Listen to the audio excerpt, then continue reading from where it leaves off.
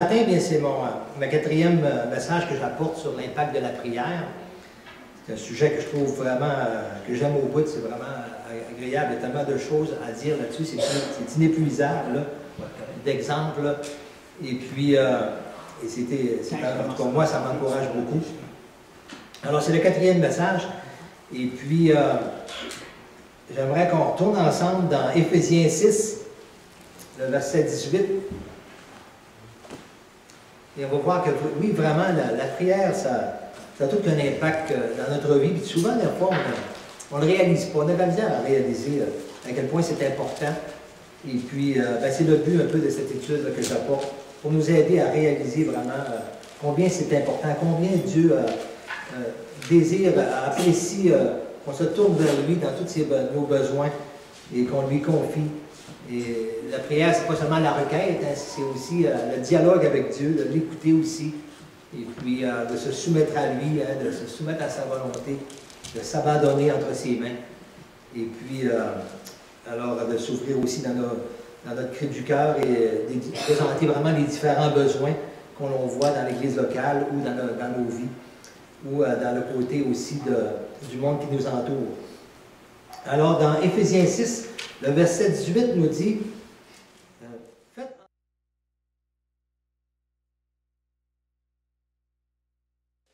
veillez à cela avec une entière persévérance et priez pour tous les saints. Alors, dans ce premier passage, ça c'est affiché le cosmogramme, vous avez quand même votre Bible avec vous. Dans ce premier passage, on voit que Paul présente la prière sous son aspect général. Hein. Il fait toutes sortes de prières. Il ne mentionne pas un sujet particulier, une requête particulière dans ce verset-là. Mais on voit qu'il dit, en tout temps, par l'Esprit, hein, bien sûr, comme Paul le mentionne aussi dans Galates 5,16, les désirs de la chair sont contraires à ceux de l'Esprit. Alors, dans la prière, il faut rechercher comment d'être conduit par l'Esprit aussi, quand on prie. Hein, de découvrir la volonté de Dieu, qu'est-ce qu'il est bon de demander. L'Esprit qui est en nous intercède pour nous aussi, nous dirige, nous aide dans nos requêtes aussi. Alors c'est important aussi, là, on ne prie pas selon nos désirs de la chair, ça ne donne absolument rien. C'est complètement à côté de ce que Dieu veut. Mais vraiment de rechercher qu'est-ce que l'Esprit désire que nous demandons aussi. Alors, faites toutes sortes de prières de supplication. On voit que pour Paul, comment c'est important. Il dit même veiller à cela avec une entière persévérance. Pas seulement avec persévérance, mais une entière persévérance. Ça démontre comment que Paul croyait dans l'impact de la prière, comment c'était important. Et au verset 19 et 20, là, Paul apporte une requête particulière. Alors, verset 18, c'est tout à fait général, mais il apporte seulement qu'une seule requête, un seul sujet, là, que pour lui est très important. Il dit, priez pour moi, afin qu'il me soit donné. Alors, on voit ici, notre part à nous, du croyant, c'est de prier, hein, le besoin est présenté, afin qu'il me soit donné, alors ça, on voit, c'est la part de Dieu, hein, comment est-ce que Paul compte sur Dieu, qu'il me soit donné, quand j'ouvre la bouche, de faire connaître hardiment et librement le mystère de l'Évangile, pour lequel je suis ambassadeur dans les chaînes, ça veut dire en prison, et que j'en parle avec assurance comme je dois en parler. Alors, on voit que pour Paul, c'est tellement important qu'il apporte cette requête-là. Et lui, il avait vraiment en vue de faire connaître le mystère de l'Évangile, de le faire connaître autour de nous. Et on voit que pour lui, il compte sur Dieu pour cela, qu'il me soit donné. C'est pas sur lui-même qu'il compte, hein, mais c'est vraiment sur Dieu, qu'il me soit donné, de le faire connaître hardiment. Comme je dois en parler, de quelle manière? C'est avec assurance, avec hardiesse, avec pleine liberté. On peut se poser la question, comment est-ce que je parle du Seigneur, moi? Comment est-ce que je parle de l'Évangile? Est-ce que je suis capable d'en parler avec pleine liberté, avec assurance, avec hardiesse? Bien, c'est peut-être tout timide, tout craintif, avec peur. Alors, il ne faut pas penser... Charnellement, c'est normal de vivre cela. Il ne faut pas penser que Paul n'avait pas cette difficulté-là aussi. On voit que lui-même dit, hein, c'est avec tremblement souvent qu'il était au milieu de nous, il dit ça à l'Église. Et puis, comme tu l'as mentionné ce matin dans le premier verset, là, il dit je suis le moindre des apôtres, hein, il est dit lui-même, à qui le Seigneur m'a confié, m'a dispensé de cette grâce d'annoncer l'Évangile parmi les païens. Alors, il ne se fait pas une opinion de lui, pour moi, c'est un rien.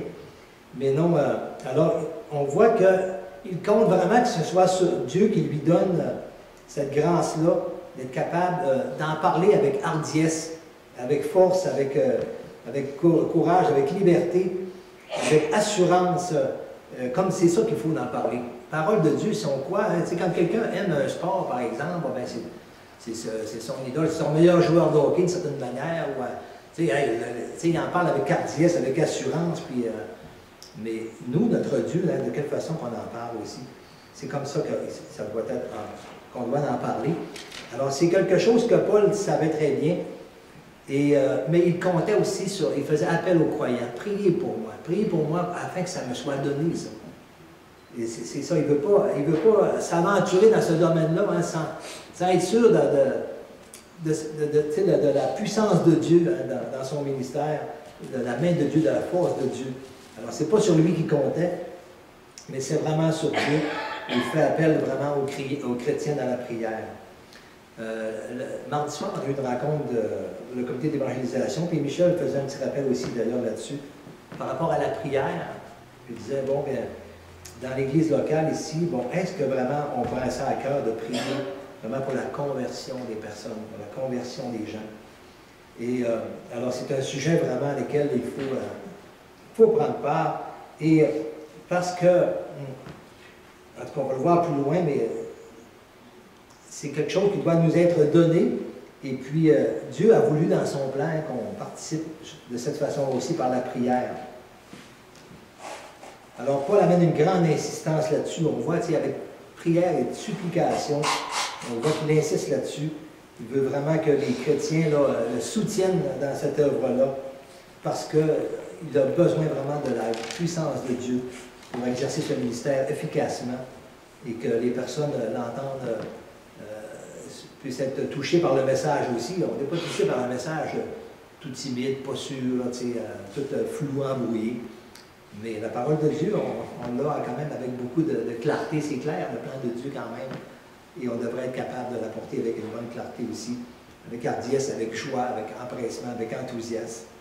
Alors, mais ça nous est donné par le Saint-Esprit parce qu'on sait que quand on s'avance dans ce domaine-là, l'ennemi est autour, puis il fait tout pour nous ébranler, pour nous décourager. Alors, c'est important, on a besoin vraiment de la force de Dieu, hein, que la conviction du Saint-Esprit soit en nous.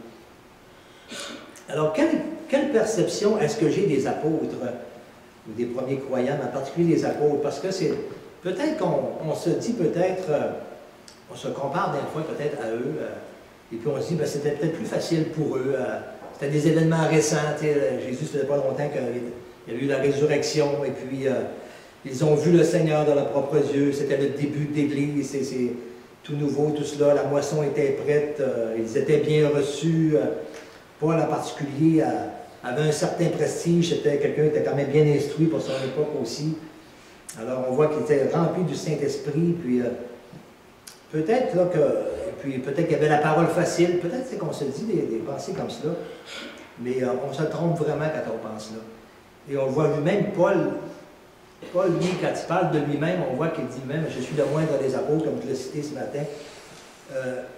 Et lui-même dit que quand j'étais au milieu de vous, mes frères, c'était pas comme avec la sagesse du langage que que j'ai apporté l'Évangile, mais c'est vraiment de compter vraiment sur la puissance de Dieu, afin que votre foi ne repose pas sur justement la sagesse humaine, hein, mais qu'elle repose sur la puissance de Dieu, votre foi.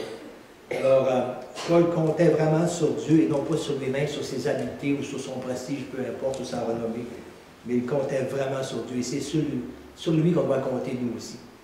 Alors, ces difficultés étaient aussi grandes pour lui qu'elles peuvent l'être pour nous aujourd'hui.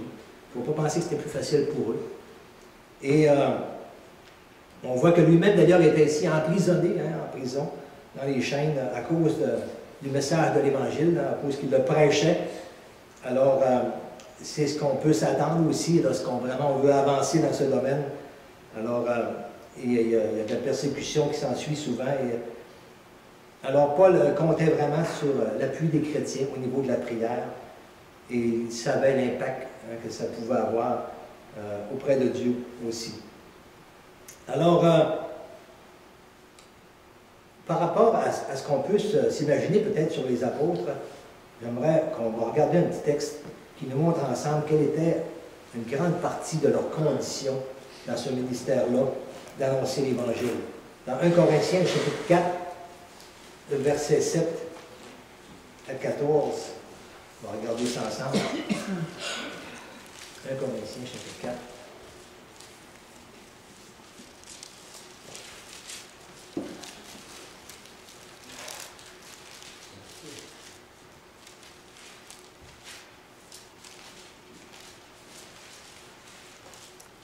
On voit que c'était pas toujours de tout repos d'aller dans ce ministère-là, d'annoncer l'Évangile. Alors, à partir du verset 7, il dit « Car qui est-ce qui te distingue? Qu'as-tu que tu n'aies reçu? » Ça veut dire que tout ce que tu as, là, tu penses avoir quelque chose, eh bien, c'est Dieu qui te l'a donné, c'est pas toi, là. Qu'as-tu que tu n'aies reçu? Et si tu l'as reçu, pourquoi te glorifies-tu? Comme si tu ne l'avais pas reçu, comme si ça viendrait de toi. Alors, personne n'a à se glorifier de quoi que ce soit dans l'œuvre de Dieu. Et déjà, vous êtes rassasiés, déjà, vous êtes riches. Sans nous, vous avez commencé à régner. Et puissiez-vous régner en effet, afin que nous aussi, nous régnions avec vous. Et à partir du verset 9 spécialement, il dit « Car Dieu, il me semble, a fait de nous apôtres les derniers des hommes, des condamnés à mort en quelque sorte, puisque nous avons été en spectacle au monde, aux anges et aux hommes. Nous sommes fous à cause de Christ, mais vous, vous êtes sages en Christ. Nous sommes faibles, mais vous êtes forts. Vous êtes honorés et nous sommes méprisés. Jusqu'à cette heure, nous souffrons la faim, la soif, la nudité. » Je ne pense pas que nous souffrons, nous avons ce genre de souffrance-là actuellement, ici au Québec, en tout cas en particulier, et à cause de prêcher l'Évangile. Mais jusqu'à cette heure, nous souffrons la faim, la soif, la nudité. Nous sommes maltraités, errants ça et là. Ça veut dire sans domicile fixe. Errants ça et là. Ça me fait penser quand on voit ça dans l'Évangile de Luc. Luc 9, les versets 57-58, quand quelqu'un vient vers Jésus et dit « Hey, moi, Seigneur, je veux te suivre partout. » Et Jésus lui dit « Les renards ont des tanières, les oiseaux du ciel ont des nids, mais le Fils de l'homme n'a pas où reposer sa tête. » À cause de l'œuvre que Dieu s'attendait de lui, bien, c'était pas le temps de prendre un domicile. Et pour beaucoup de missionnaires, ça a été le cas aussi. Ou sinon, il y avait des domiciles temporaires. Souvent, ils ne restaient pas longtemps au même endroit. Et souvent, ils étaient errants. On voit beaucoup d'exemples de personnes qui sont parties là, vraiment là, sans savoir où ils allaient coucher chaque soir. Mais à cause de l'Évangile. Alors, il y en a qui ont connu cela, et comme Paul aussi, il y a des moments où vraiment il est parti sans savoir qu'est-ce qui allait se passer. Mais comptant vraiment sur la grâce de Dieu, sur son secours, sur sa direction. Alors, il dit, au verset 12, nous nous fatiguons à travailler de nos propres mains. Alors, ils ne sont pas toujours supportés non plus financièrement.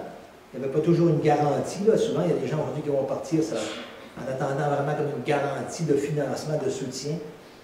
Mais je ne dis pas que c'est pas bien, c'est tant mieux s'ils peuvent avoir au moins ce fardeau-là en moins. Mais ce n'est pas toujours le cas. Il y a des personnes qui sont parties sans vraiment avoir aucune assurance de ce qu'ils vont recevoir. Ils sont partis quand même œuvrer pour le Seigneur par la foi, s'attendant à lui.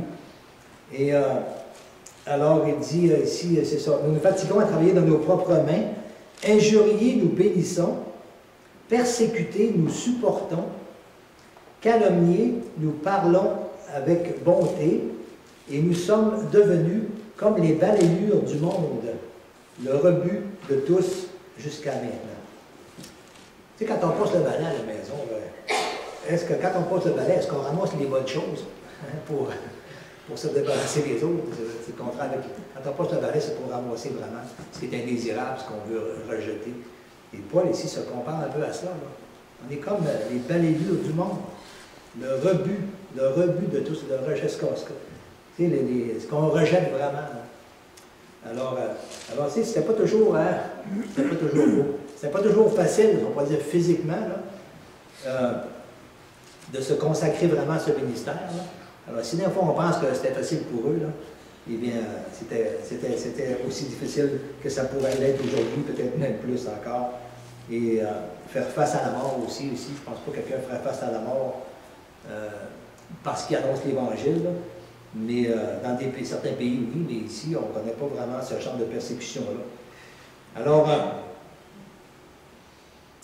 Alors, on voit qu'ils comptaient vraiment sur Dieu et sur l'appui des croyants dans leur prière aussi. Et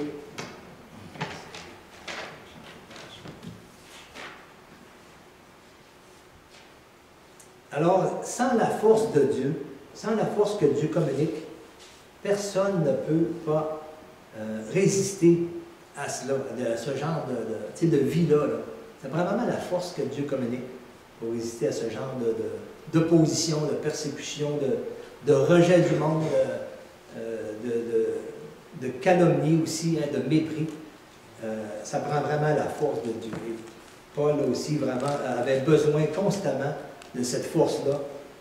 Et c'est pourquoi aussi il demandait aux chrétiens, en fait, en tout temps, les prières, les supplications, priez pour moi, afin que je puisse continuer ce ministère-là, à annoncer la parole, comme je dois en parler, c'est-à-dire avec hardiesse, avec assurance, avec force, avec liberté, avec puissance, avec la puissance de l'Esprit. Alors, notre prière a un impact, hein, c'est le but principal de cette étude que j'ai entrepris, que le Seigneur m'a mis à cœur, mais notre prière a vraiment un impact. Et ça fait partie du plan de Dieu. Dieu n'aurait pas besoin qu'on demande des choses. Dieu peut faire ce qu'il veut, il est souverain. Mais Dieu a choisi dans son plan de nous faire participer. On voit ça dans Pierre, il nous rend participants à la nature divine. Il a choisi de nous faire participer comme des ouvriers avec Dieu. C'est lui le maître de la moisson, c'est lui qui est le chef de l'Église, c'est lui qui dirige tout cela. Mais il a décidé de nous faire participer à son plan, de nous faire partie. Et c'est une grâce qui nous est donnée de pouvoir intercéder, de pouvoir lui présenter ces besoins-là. Il faut le voir comme une grâce qui nous est donnée, qui nous est accordée.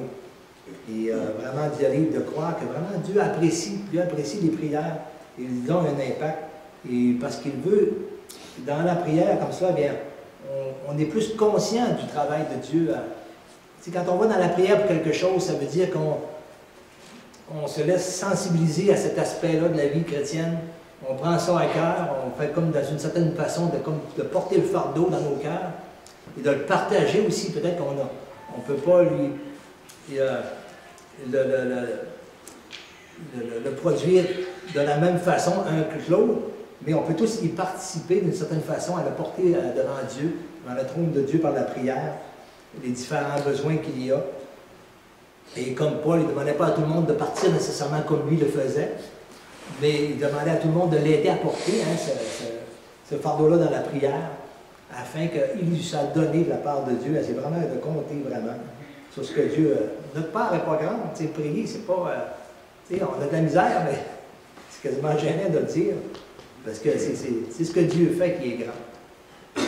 C'est pas si grand que ça qu'il nous a demandé, mais c'est Dieu qui l'a accompli. C'est lui qui fait les grandes choses. Alors, si on peut regarder dans 1 Pierre, chapitre 3 aussi, verset 18, ça y va un petit peu dans ce sens de la souffrance qui peut suivre cela, lorsqu'on vraiment on avance dans ce ministère-là, lorsque vraiment on prend le cœur d'annoncer l'Évangile, on va faire face, c'est sûr, à de la souffrance, comme Jésus lui-même en a fait face aussi.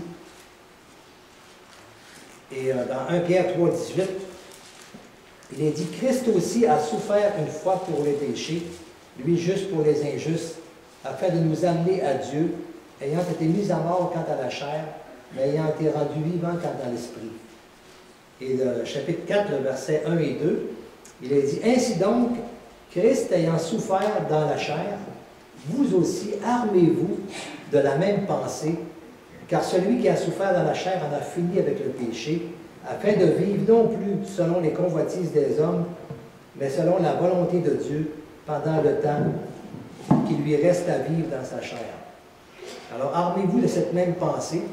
Et Christ a souffert, puis Jésus a dit, hein, s'ils ont persécuté le Maître, ben, vous aussi, hein, le disciple aussi va être traité un peu comme le Maître.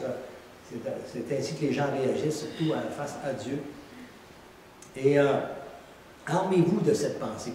Je pensais, en lisant ce verset, qu'il y a un collègue de travail qui me disait qu'il avait été à la chasse à l'Orignal, puis il avait son fusil, il avait ses munitions, puis il avait mis ses balles dans le fusil, tout cela. À un moment donné, il voit un Orignal qui arrive pour tirer, puis ça ne marchait pas. Il n'avait pas armé son fusil. Il y avait des... Alors, nous, des fois, on peut avoir toute la belle connaissance de la parole, tout cela, là, mais des fois, on n'est pas armé. Il arrive une situation, là, hop, on n'est pas prêt à intervenir.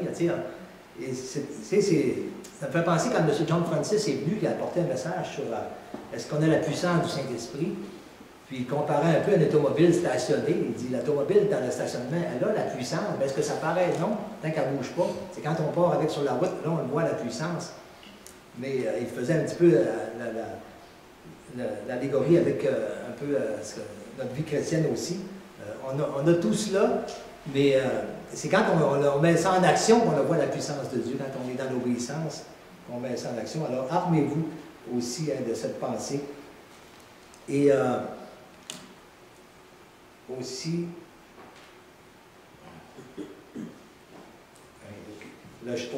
encore dans le chapitre 4, 1 Pierre 4, les versets 12 aussi à 14, ça nous dit « Bien-aimés, ne soyez pas surpris comme d'une chose étrange qui vous arrive, de la fournaise qui est au milieu de vous, pour vous éprouver.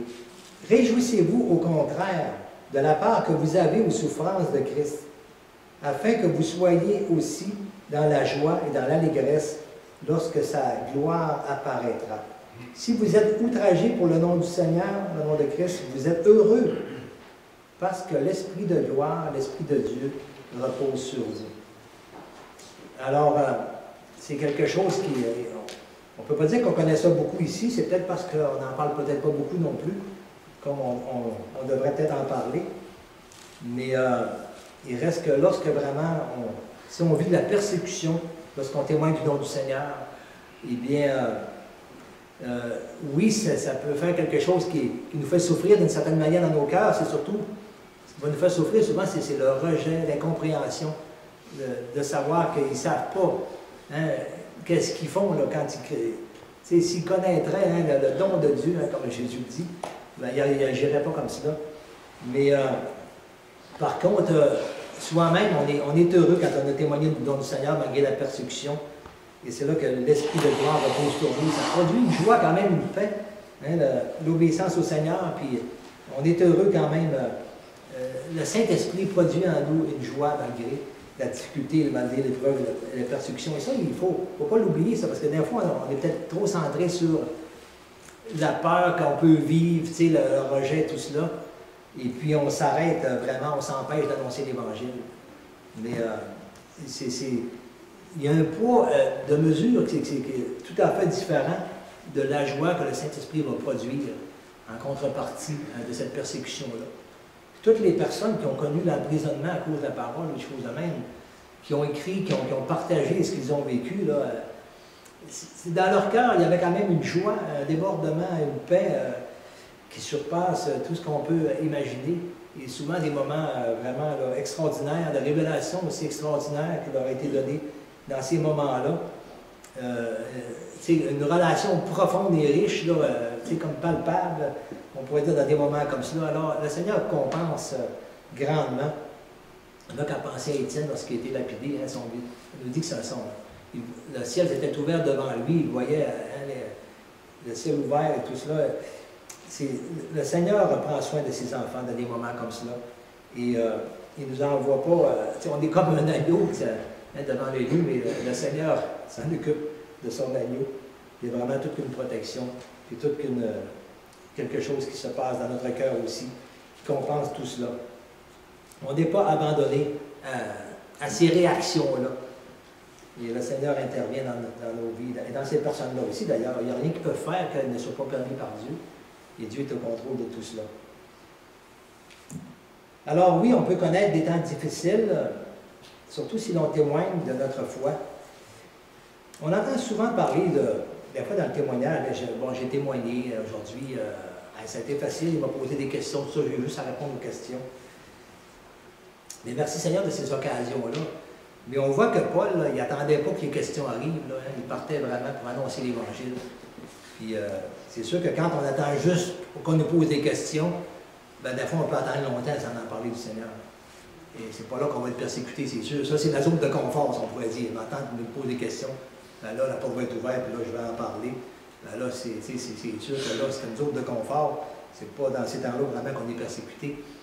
Mais Paul allait vraiment, c'est pour ça qu'il disait, priez pour moi, afin que quand j'aille vraiment faire connaître. Mon but, c'est de faire connaître le mystère de l'Évangile. Et Paul, il y allait, hein, souvent, peu importe que la porte, ça soit favorable ou non. Il disait même à Timothée, insiste, tout ça, instruit, fait connaître hein, le mystère de l'Évangile. Alors, il faut y aller vraiment. Alors, et se rappelant qu'il y aura de la joie hein, quand le Seigneur paraîtra de tout cela aussi.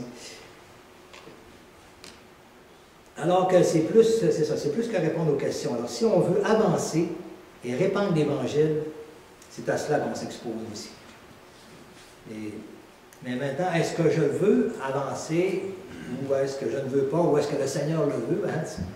C'est souvent ce dilemme-là qu'on ne s'arrête pas toujours vraiment pour réfléchir, mais des fois on a peur que le Seigneur peut-être nous touche trop, peut-être trop de doigts là-dessus. Et puis,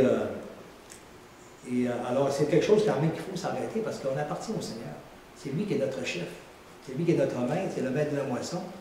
C'est important que je me mette devant lui, à nu devant lui, Seigneur, sonde mon cœur, regarde si je suis sur une mauvaise voie et conduis-moi sur ta voie. C'est important, ça. Et il ne faut pas éviter de se laisser sonder par le Saint-Esprit, parce que c'est là qu'il va nous transformer. Et des fois, peut-être qu'on a peur de se laisser sonder, parce qu'on a peur peut-être de ce qu'il va nous demander. Mais il faut toujours s'arrêter que c'est lui qui va donner en même temps de vouloir et de faire. Il va donner, le faire avec la puissance de le faire, il va le donner. Des fois, on voit ça. On a trop peur du fardeau, de la montagne, parce qu'on voit, on voit comme si ça nous était donné comme un fardeau qui va reposer sur mes forces. Puis il dit, hey, je n'aurai jamais la force de faire cela. Mais c'est là qu'on a une mauvaise perception. Il faut vraiment compter sur le Seigneur. Le Seigneur va donner ce qu'il faut avec notre obéissance. Quand il dit à Josué, hein, prends courage et fortifie-toi, je serai avec toi. Prends courage et fortifie-toi, je serai avec toi. Et c'est ça, c'est sur lui qu'il faut compter. Alors, parler de la prière, là, comme je disais au début, c'est quelque chose qui est à la fois merveilleux et facile dans un sens, mais il y a un côté très difficile aussi. Il y a un côté agréable et merveilleux parce qu'il y a tellement à dire là-dessus, de belles choses, de toutes sortes de voir l'implication, l'impact de la prière dans la vie des croyants. Mais en même temps, il y a quelque chose de difficile parce que quand on creuse dans ce domaine-là, on s'aperçoit que le Seigneur va nous conduire dans des aspects où on peut se sentir faible, on peut se sentir même gêné, honteux même, on peut se sentir un malaise. C'est-à-dire que on peut peut-être se rendre compte qu'on n'y prend pas vraiment la part que le Seigneur voudrait qu'on y prenne, soit dans la prière, ou soit par rapport aussi à annoncer l'Évangile. Peut-être qu'on n'y prend pas autant la part que le Seigneur s'attend de nous. Et quand on creuse là-dedans, le Seigneur nous conduit dans ces aspects-là de notre vie, peut-être où on manque un peu. Et on peut aussi éviter ça en cherchant pas plus profondément que ça. Ou bien je continue et je dis, Seigneur, oui, Seigneur, si tu as quelque chose à me montrer, bien, je préfère le savoir. Je préfère que tout le monde montre, puis compter sur toi, que tu es capable de me corriger, de m'aider. Et personnellement, moi, je ressens ce malaise aussi souvent quand je m'arrête à réfléchir là-dessus.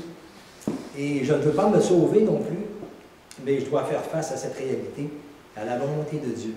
Me soumettre à la volonté de Dieu, c'est ça qui est important. Ce n'est pas à Dieu de se soumettre à mon horaire, mais c'est à moi de soumettre mon horaire à la volonté de Dieu. Et c'est souvent, des fois, on essaie de placer Dieu quelque part dans notre horaire, dans nos activités peut-être, mais s'abandonner vraiment au Seigneur, le reconnaître comme notre maître, eh bien, c'est vraiment de se soumettre entièrement notre vie vraiment à sa volonté. Et ça, bien, il faut le laisser, hein, nous scruter, nous sonder notre cœur, nos pensées. Puis, sans peur, ça peut faire mal, ça peut être douloureux un peu dans un certain sens. Mais il faut compter sur lui, sur sa grâce, sa bonté. C'est lui qui pourvoit à tout. C'est lui qui nous donne tout ce qui contribue à notre piété, notre vie chrétienne, comme on le voit dans 2 Pierre. On peut calculer, là, il passe quelques minutes. Alors, dans 2 Pierre, chapitre 1, on peut aller voir ensemble. Dans 2 Pierre, juste quelques pages après. C'est un passage que je cite souvent, qui est souvent cité. Alain Michel, c'est ainsi, je pense qu'il avait cité que... Mais c'est un passage qui est riche quand même d'encouragement. On voit tout ce que Dieu nous a donné vraiment pour avancer dans son œuvre. Et dans 1 Pierre, chapitre 2, le verset 2 nous dit que la grâce et la paix vous soient multipliées par la connaissance de Dieu et de Jésus-Christ notre Seigneur. Comme sa divine... C'est Paul aimait ça, parler de ce que Dieu donne, hein, que ça soit multiplié, là, sa paix et sa grâce, parce que lui, il goûtait pleinement, et c'est son désir pour chacun des croyants. Il dit, comme sa nature, comme sa divine puissance, il nous a donné tout ce qui contribue à la vie et à la piété, au moyen de la connaissance de celui qui nous a appelés par sa propre gloire et par sa vertu, lesquels nous assurent de sa part les plus grandes et les plus précieuses promesses, afin que par elles vous deveniez participants de la nature divine, en fuyant la corruption qui existe dans le monde par la convoitise. À cause de cela, même, faites tous vos efforts, ainsi de suite. On voit que, avant de parler d'efforts, il nous parle de tout ce qu'on a reçu, hein, toute cette capacité-là qui vient de Dieu. Puis le Seigneur veut tellement nous rendre participants à sa nature divine. On le devient en fuyant la corruption. Ça ne peut pas se faire simultanément les deux ensemble. Là. On ne peut pas servir Dieu et Manon, comme Jésus disait. Là. Mais le Seigneur veut qu'on participe. Il veut nous rendre participants. Et par ses promesses, par sa puissance, il nous a tout donné ce qui contribue vraiment à ce qu'il nous demande de faire hein, pour une vie de marche avec Dieu. Et après ça, ben, l'effort, c'est comme Jésus dit, mon fardeau est léger, c'est ça que ça va devenir. Mais si on regarde juste l'effort d'ajouter ceci ou cela, comme les versets 5, 6, 7, bien ça peut nous faire paraître comme un fardeau. Mais il faut considérer vraiment que le Seigneur a pourvu vraiment pour tout cela. Il veut qu'on avance avec courage, avec audace, avec foi. Alors parler... OK. Je vais retrouver ce que j'étais rendu là.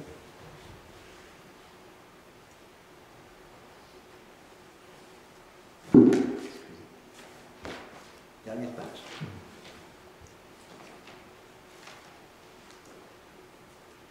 Alors, si on considère tous ceux qui, soit dans l'Ancien Testament ou dans le Nouveau Testament, même à travers l'histoire de l'Église, tous ceux qui ont eu un grand impact dans leur vie, dans leur milieu de vie, ou même dans leur environnement, dans leur société, même jusqu'à aujourd'hui, on voit que ce sont tous des personnes qui ont osé avancer, s'appuyant en comptant sur Dieu, qui ont osé avancer en comptant sur Dieu, en ajustant justement leur volonté à celle de Dieu, se soumettre à celle de Dieu. Et peu importe le prix à payer. On voit comme David, par exemple, face à Goliath, on voit qu'il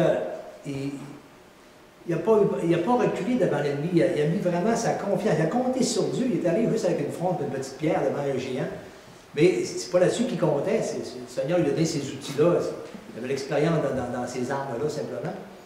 Mais c'est sur Dieu qui comptait, c'est sur Dieu qui comptait. Il a osé avancer avec courage devant, alors que toute l'armée reculait, et lui-même seul, hein, beaucoup plus petit, alors a osé avancer, mais en comptant sur Dieu. Et Dieu l'a-t-il abandonné? Hein, pas du tout. Alors, c'est vraiment... Et on voit Joseph hein, qui a voulu se garder pur aux yeux de Dieu, et comment ça lui a valu d'aller en prison, tout cela, comment est-ce qu'il a eu des difficultés. Mais regardez tout l'impact que ça a eu plus tard, cet homme-là, dans son milieu. Et, ça a été dur pendant plusieurs années, il a fait de la prison aussi, tout cela. Abraham, qui est parti mettant sa confiance en Dieu, a osé avancer sans savoir vraiment où il y aurait tout cela. Daniel, on voit Daniel qui est un des captifs de Juda, et puis à Babylone, et puis menacé de mort hein, plusieurs fois, à cause qu'il priait à Dieu, tout cela. Et puis... a osé quand même, tu sais, mettre toute sa confiance en Dieu et voyez l'impact qu'il a eu sur le roi et sur toute tout a été changé, même le roi a changé les décrets, tout cela, là, puis c'est tout qu'un impact, même aujourd'hui, ça a un impact dans nos vies. Alors on voit cette confiance. Néhémie qui est parti pour relever les ruines de Jérusalem, tout était écroulé, le mur. Et il est parti simplement qu'avec la vision que Dieu mettait dans son cœur il a présenté sa prière à Dieu et puis il était touché par cela, le sort qui arrivait aux Juifs. Mais il est allé avancer avec courage et mettant sa confiance en Dieu et tout l'impact que ça a eu par après. On regarde beaucoup d'exemples à travers les apôtres du Nouveau Testament. Et je vais en apporter dans les prochains messages aussi, par exemple pour Daniel et puis d'autres aussi. Et puis George Muller aussi qui a entrepris vraiment par la foi de s'occuper des orphelins. Et à un moment donné, il s'est ramassé avec 6 orphelinats, avec 2000 orphelins. Et George Muller a écrit ceci, il a dit « Je l'ai fait pour une raison principale, ce que j'ai fait là. » Tout en commençant, il dit « Je voulais montrer au monde entier comment est-ce qu'un croyant qui marche avec la confiance en Dieu, en toutes choses, que Dieu va se manifester, qu'il ne sera pas déçu, que Dieu est fidèle à ses promesses. » Il a parti ça dans le désir aussi de montrer cela au monde, à quel point Dieu était fidèle, qu'on pouvait compter sur lui. Et alors ça, je vais en parler aussi dans les prochains messages aussi. Luther qui a osé affronter le puissant empire de Rome, c'était quelque chose, comptant sur Dieu. Hudson Taylor, il est extraordinaire, qui est allé comme missionnaire en Chine. Et lui, de l'église où il était parti, là, on se moquait de lui, c'était un fou, ça n'a pas de sens, tu n'as pas d'affaire à là, tu vas te faire tuer. C'est même les chrétiens le décourageaient, ça n'avait pas d'allure ce qu'il entreprenait là. Et pourtant, lui, dans son cœur, c'était clair. Et il voulait compter sur Dieu, puis il a osé demander quelque chose à Dieu que je trouve extraordinaire aussi. C'est que c'est sûr que la Chine, c'était un grand pays. Et puis, pas sa première visite, là, mais à un moment donné, bien, il a vu tout l'aspect comme c'est immense, tous ces millions de personnes-là qui ne connaissent pas Dieu. Et il marchait sur la plage, il priait, il demandait à Dieu de le diriger. Et puis il a demandé à Dieu cette prière, « Seigneur, je te demande 100 ouvriers. 100 ouvriers pour m'aider. » Et puis, tout simplement par la prière, et Dieu a répondu. Il a eu ses 100 ouvriers. Alors, c'est quelque chose, et toutes ces personnes-là sont des témoignages de gens qui ont osé avancer en comptant sur Dieu. Alors, c'est des choses qui doivent... Moi, je ne veux pas mettre une pression, comme je disais non plus quand j'ai débuté cette étude-là, mais un encouragement, vraiment, à compter sur Dieu. Et il faut oser avancer avec courage, c'est comptant sur les promesses de Dieu. On a tout ce qu'il faut, tout ce qui contribue, on l'a tous. On a cette puissance-là, mais il faut oser peut-être un petit peu plus là, à avancer, sortir de notre zone de confort, où bref, on craint facilement peut-être la réaction de l'extérieur, de notre monde. Mais Paul dit celui qu'on devrait craindre, c'est Dieu. Hein, c'est lui qui va nous juger aussi, c'est lui. On n'a pas à craindre le malin ni le monde extérieur. Alors, dans une manière de parler, craindre, pas par la peur, mais on devrait vraiment lui demander vraiment de lui faire confiance et de nous fortifier. Alors, on voit qu'ici, leur sujet de prière à ces hommes-là, à ces personnages-là qu'on vient de citer, hein, était beaucoup plus que la santé, le travail, le bien-être du corps, la paix dans la société. Alors, toutes ces choses-là, souvent, qui sont beaucoup de nos sujets de prière, on voit que ces personnages-là, c'était vraiment de chercher le royaume de Dieu, le règne de Dieu dans les cœurs des hommes qui ne le connaissent pas. C'est ça que Jésus voudrait aussi qu'on se penche sérieusement là-dessus. Chercher le règne de Dieu, le royaume de Dieu dans les cœurs pour le salut des hommes perdus. Alors, leur préoccupation principale, c'est ça, c'était la gloire de Dieu. Que le nom de Dieu soit glorifié. Comme Daniel, quand David est allé devant Goliath, lui, ce qu'il regardait, c'est le nom de Dieu. Hey, le nom de Dieu qui était bafoué, là, il est allé en comptant sur... Non, ça n'a pas de sens. Et pour le nom, pour la gloire de Dieu, moi, je vais avancer, qu'Adène dit ce que pourra. Mais il savait très bien que Dieu allait se glorifier hein, dans son courage, dans son audace aussi. Alors, ça vient de Dieu, et ça en est remis à Dieu pour cela, pas dans l'armure du tout, mais vraiment en Dieu. Alors, il faut regarder un peu leur profil, ces gens-là qui ont eu tout un impact comme ça dans la société. Quelle était leur préoccupation de leur prière face au royaume de Dieu, face à Dieu. Et leur motivation, comme Paul dit, ça je l'ai déjà rapporté dans 2 Corinthiens 5,14, l'amour de Christ nous presse à en parler aux hommes. C'est ça qui le pressait. C'est l'amour de Christ pour nous. À quel point, comme on l'a célébré ce matin par la Sainte, à quel point il nous a aimés. Mais cet amour-là devrait nous presser à en parler, en comptant sur lui et en se rappelant, bien sûr, l'impact de la prière dans notre vie. On en a besoin. Et il faut s'encourager les uns les autres. Dieu aime, prend plaisir à ce qu'on se confie en lui, qu'on lui apporte ces fardeaux-là, qu'on reconnaisse notre faiblesse, notre incapacité, et qu'on compte sur sa capacité. Et la manifestation de sa gloire dans nos vies va le faire, et de son action dans les cœurs aussi des personnes qui vont l'entendre. Amen. On termine par la prière. Merci Seigneur pour ta parole, pour ton Esprit Saint, ta puissance en nous, Seigneur, pour cet immense trésor que tu as mis dans des simples petits vases de terre que nous sommes. Mais, Seigneur, pardonne-nous si nous négligeons peut-être, tu attends de nous que nous soyons comme des bons dispensateurs, que nous en disposions vraiment pour ta gloire. Et bien souvent, on met, peut-être des fois on agit un peu comme cette personne qui avait mis son talent dans un linge qui l'avait enterré. Mais Seigneur, vraiment qu'on...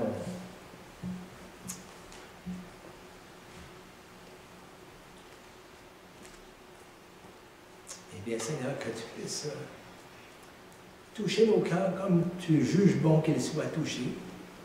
Peut-être que nous, on ne s'en ramène pas compte. Peut-être qu'on ne s'en ramène pas compte qu'on néglige des aspects importants.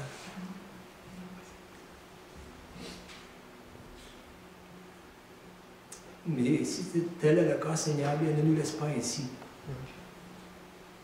Et réveille nos cœurs. Et que tu puisses vraiment nous donner de te faire confiance et d'avancer en ton nom, en comptant sur toi et en se supportant dans la prière. Amen. Amen. On peut se lever pour le dernier.